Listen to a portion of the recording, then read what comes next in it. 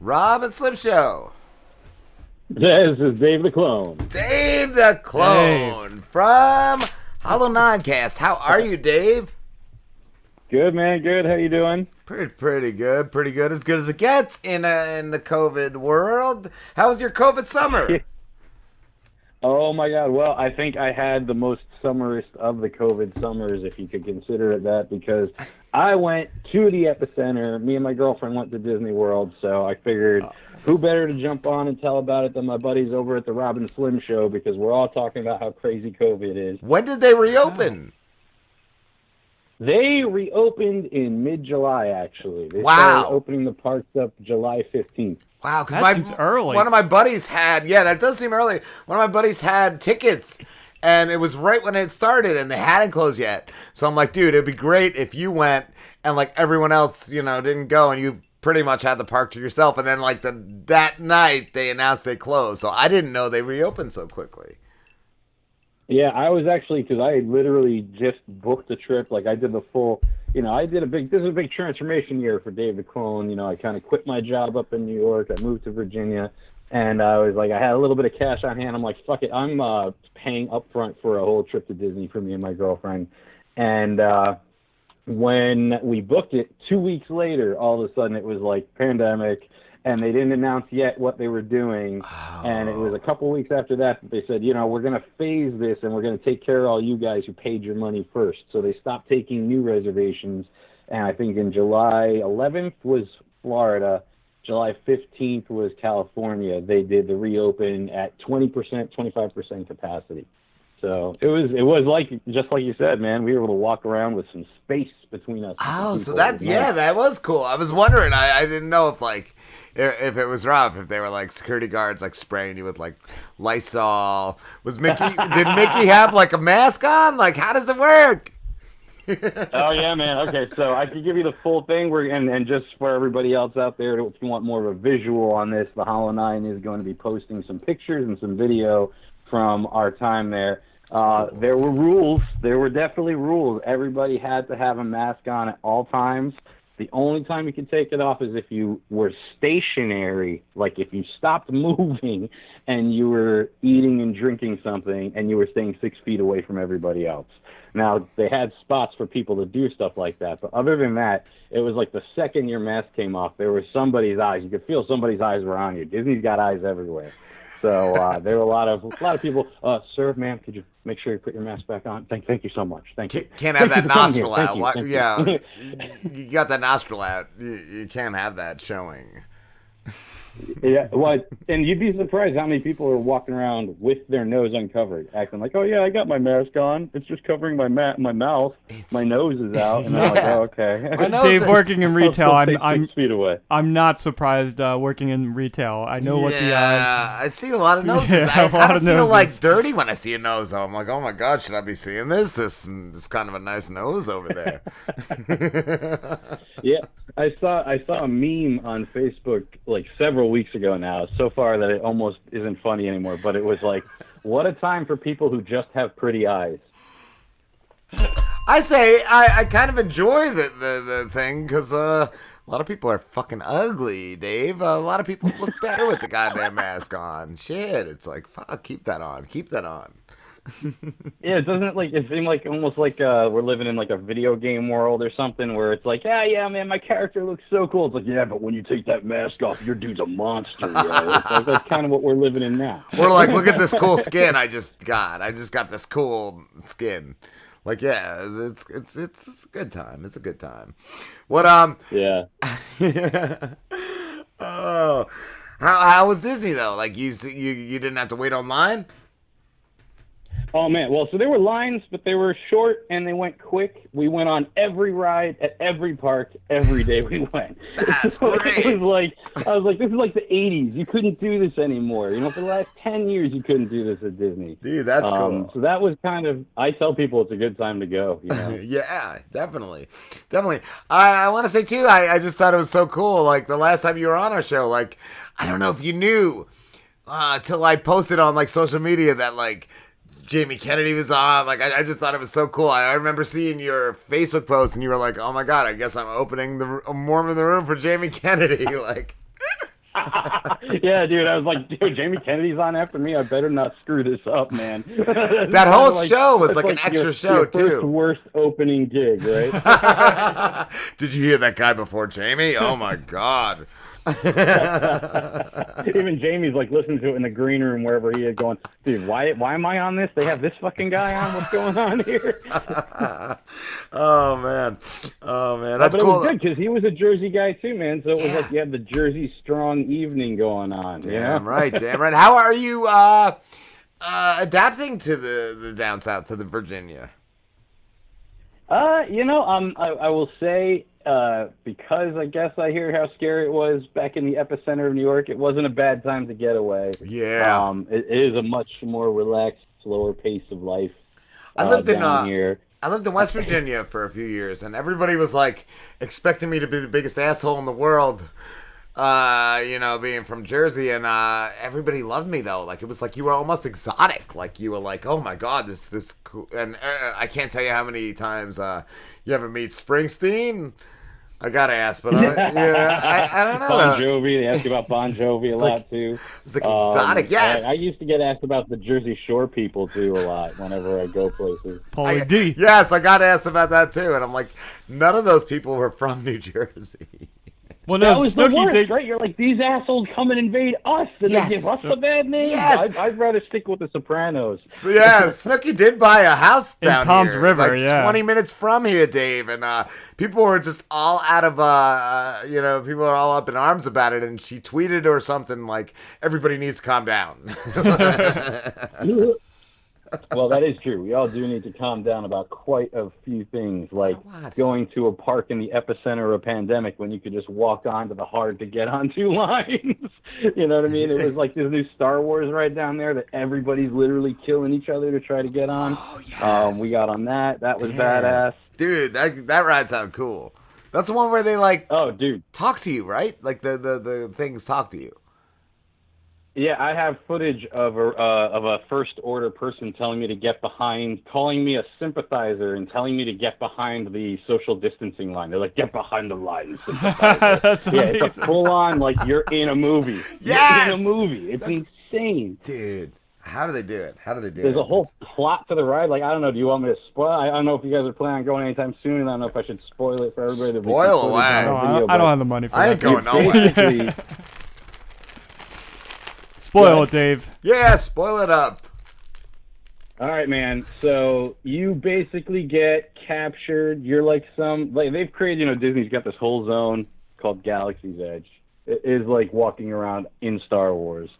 And you're kind of like, you wind up in this group of people where like, we're just going to take a shuttle, over to one of the other ships.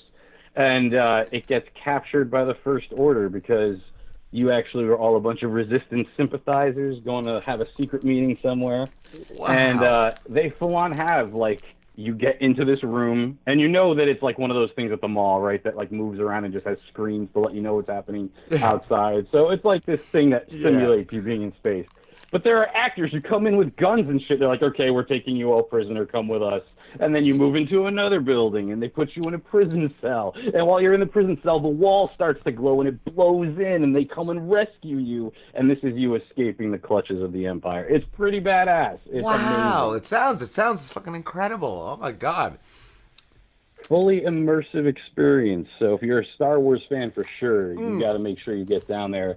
And they have this hotel that they're building. It's a Star Wars hotel where, from what I heard, now I haven't confirmed this. This is rumors from some of these cult members. I should tell you a little bit about the Disney cult as well, called the Disney Vacation Club. I don't know if you've heard of these people. No, I need to hear about these people. Where are these people? They're the people who have decided to go to Disney for the rest of their lives. Like, that's all they're doing for vacation. They have the timeshares, and they go, like, multiple times a year. Do they get a discount? From what I understand. What's up? Do they get a discount for just rah-rah I was Disney? going to say, I understand they get hefty discounts at the parks and everything, and there are some things that are only available to them. Like us normies can't buy certain event tickets and whatnot. Wow. But I don't know if it's worth signing my soul over to Disney. No. But those people are probably less pressed about this. With this Star Wars thing, they have this virtual queue going on where it was like you couldn't just get online for the ride. You had to go on the app on your phone, and at 10 a.m. or at 2 p.m. you have to click join the resistance. There's a little join button. If you don't get in, like within 3 seconds, they're all gone. There's only so many spots per day. We got in. There was an old lady right next to us. We pressed it at the same time. We were boarding group 35. She was boarding group 59. I don't know how many they do.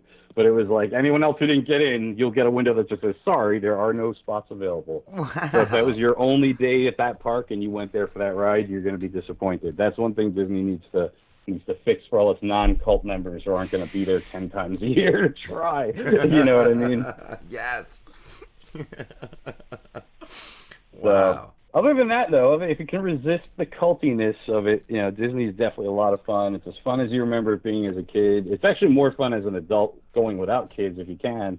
But even going with kids, as long as they're big enough to get on the rides, you're not going to have to deal with anybody getting kicked off for being too short or anything like that, because that sucks when that happens.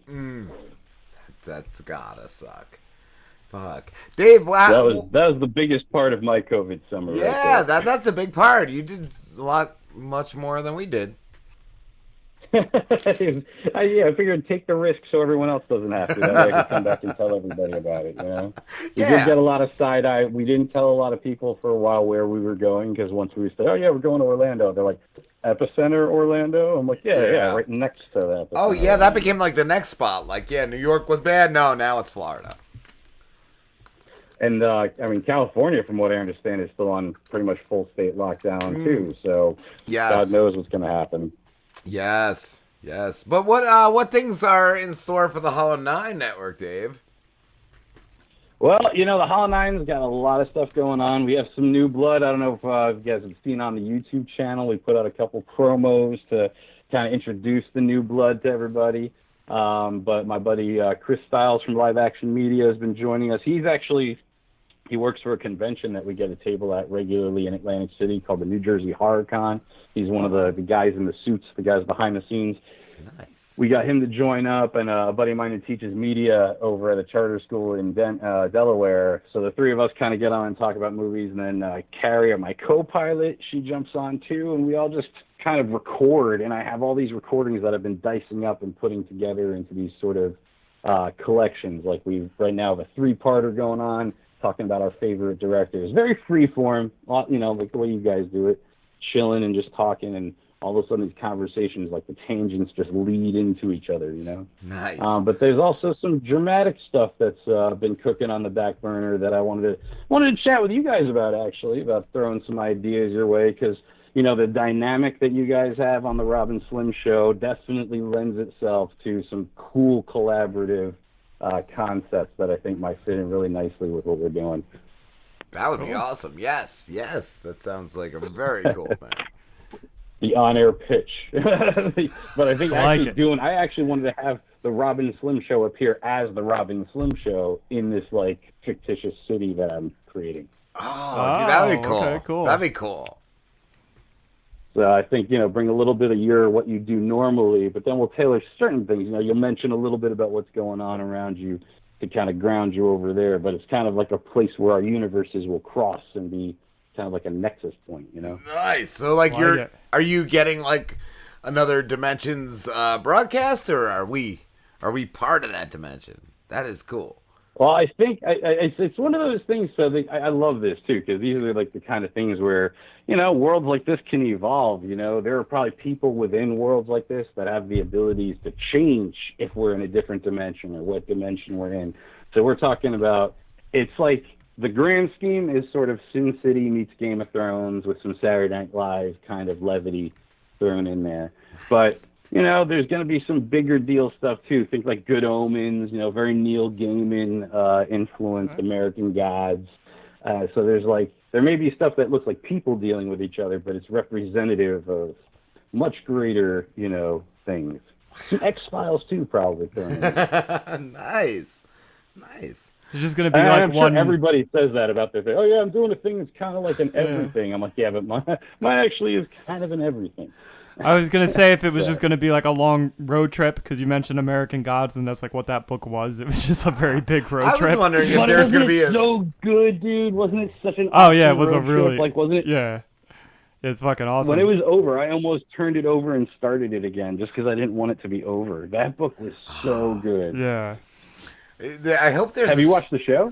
I watched a couple episodes of the first season and I just couldn't stick with it. I might have actually finished the whole first season, and I was just like, it's all right. I never like went back to it after that. Not as good as the book. Yeah. Yeah, I think I like the book a lot better.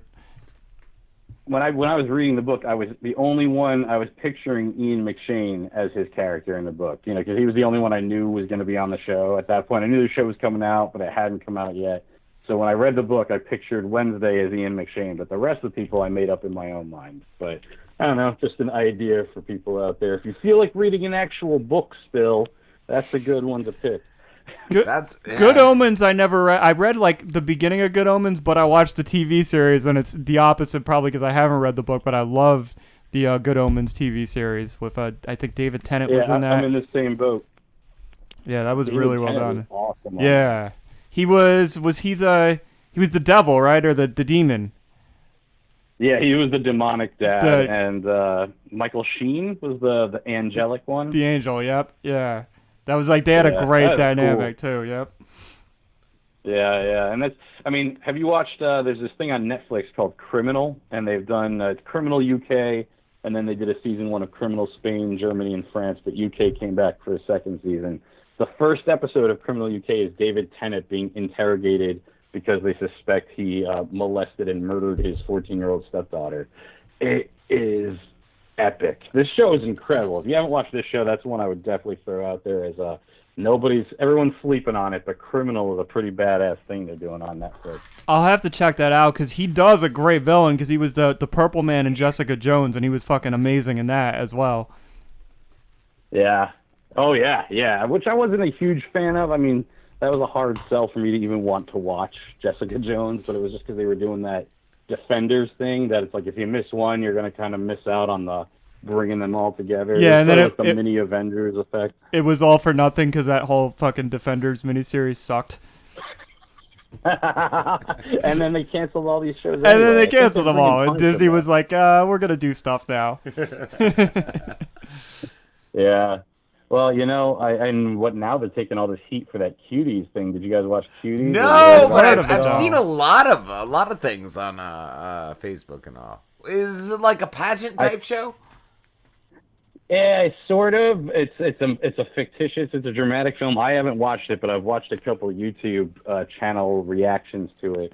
And from what I understand, it's an adaptation of a French film that this young woman filmmaker won some awards in France for, so Netflix decided to give her a shot.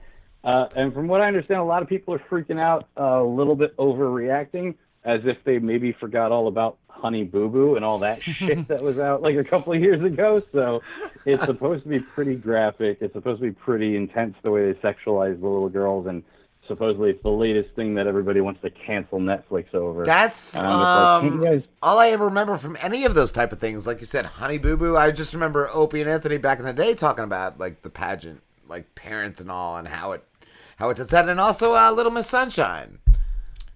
Yeah. Oh my God. And that they made it funny in that. Yes. I mean, that was pretty epic. Yes. Does the choreography that Alan Arkin was working? You know, like Alan Arkin, the old guy, was teaching her. That's hilarious. Yes. That's perfect. Dude, they killed it. That movie was fucking phenomenal. But yeah, that whole thing has been going on forever. Like, how do people not know that exists? Yeah.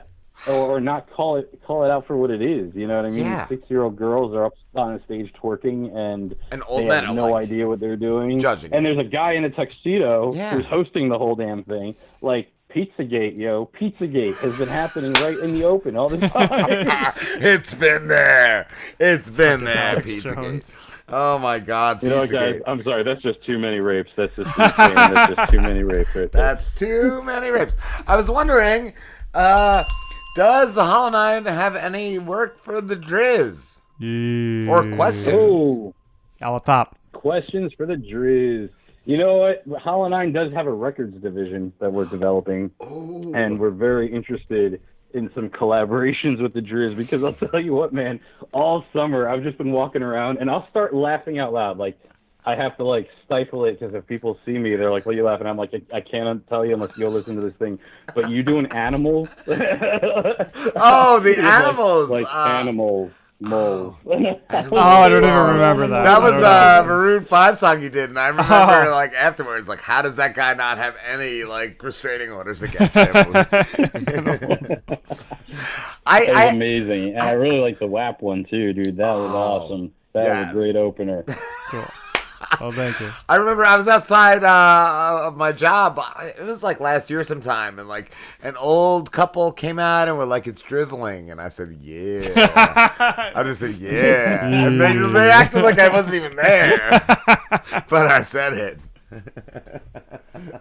You guys remember an old thing on MTV called MTV's Oddities? Yes. Where they had these weird cartoons called The Head and The Max. Yes, I remember that. Yes.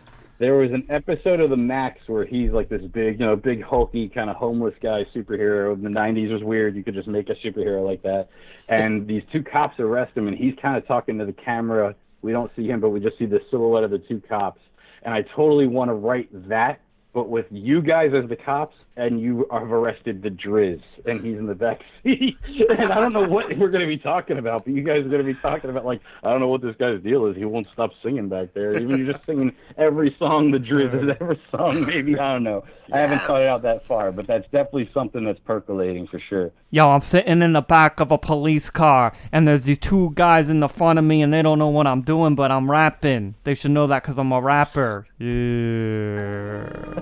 Yeah. I love it. Yo, I don't think they're ever one gonna would be look like- at me, so I'm gonna pull out my penis and start jerking off in the back of this car. Yeah. That's great. You see what he's doing back there? You get to clean up the car tonight. It doesn't matter. We're characters on a podcast. We're not even real people. We're just characters on a podcast. That's just podcast shit. It's not a big Podcast deal. Yeah, I feel like that's going to be this long-running thing. One guy knows the truth, the other guy is the character, and then the third guy's the Driz. This is like, they just keep getting lost. They never know where they're supposed to take the Driz. Oh, that's good. So what'd you guys do over the COVID summer, man? It was a long couple months waiting for some new Robin Slim. It was. I had my sons up for the summer, and that was cool. I tried bringing them out as much as I could. We did the beach.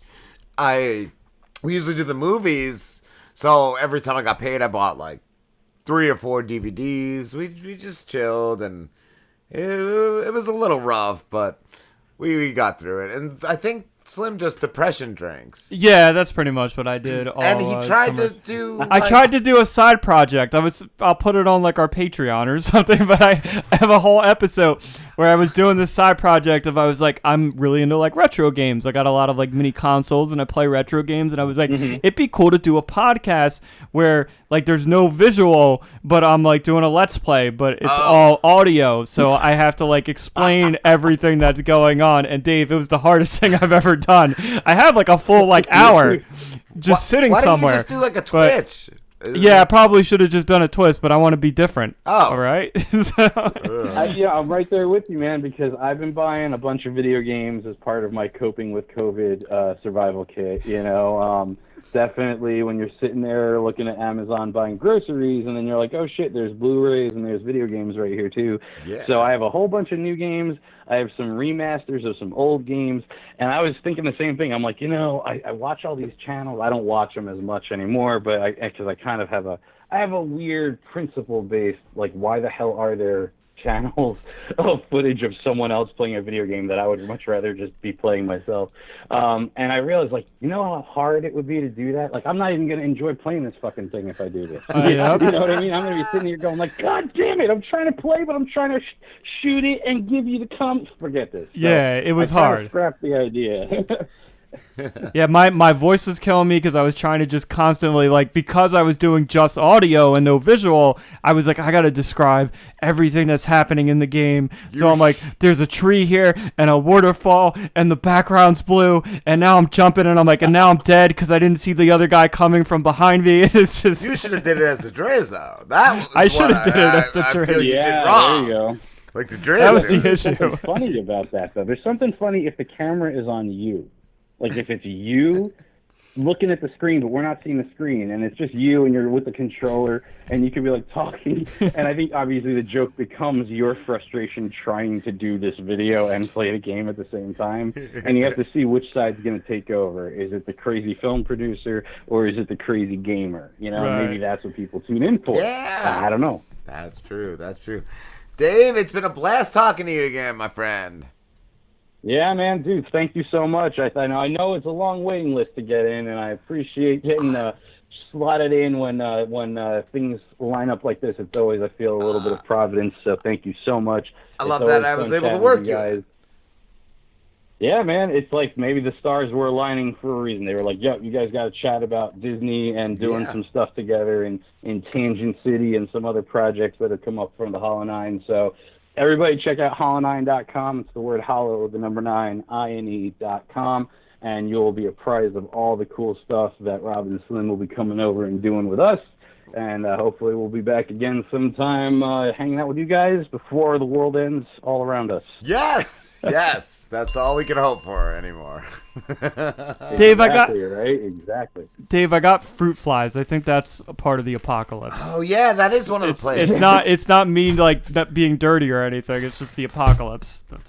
Yeah, that's what we were saying. The same thing over here when we started to see them showing up. Must be the end of the world. This lice, it's not me being a filthy piece of shit. It's the apocalypse. Yeah, I contracted AIDS. It's the apocalypse. Well, you guys stay safe, man. You guys take it easy. You too. Stay gnat free, Dave.